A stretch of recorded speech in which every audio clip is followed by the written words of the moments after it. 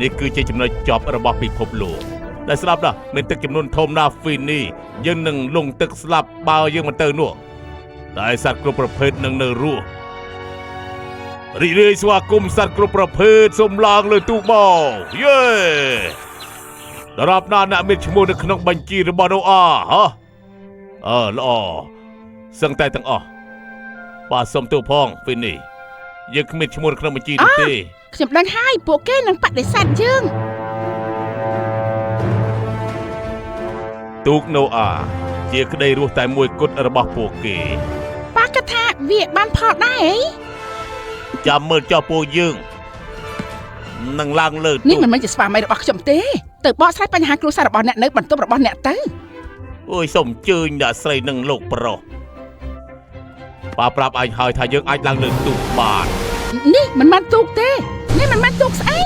មិនមែនទូកធំទេចូលបន្ទប់រៀបខ្លួនពេលនេះចាំផងក្មេងៗអីក្មេងៗអីហ្នឹងកូនស្រីរបស់ខ្ញុំណៃណា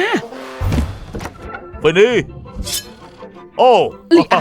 ពេលនេះឯងណៃណាពេលនេះឯងណៃណារឿងរ៉ាវដែលពូលប្រាប់ពីកូនប្រុសរបស់ខ្ញុំកូនប្រុសខ្ញុំគេជាជីវិតរបស់ខ្ញុំគេគឺជាសត្វទាំងអស់ដែលមិនបាននៅលើទូកខ្ញុំទទួលខុសត្រូវនៅទីនេះហើយខ្ញុំមិនបកទុកទៅវិញទេណែស្ទ្រៀន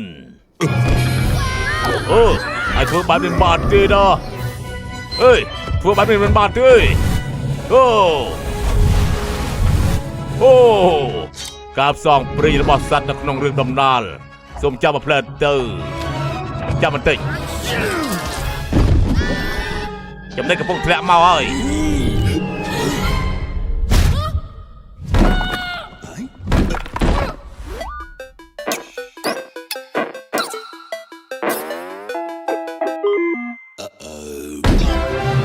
រឿងដៃគូផ្សងព្រេងវគ្គ1កិច្ចទឹកជំនន់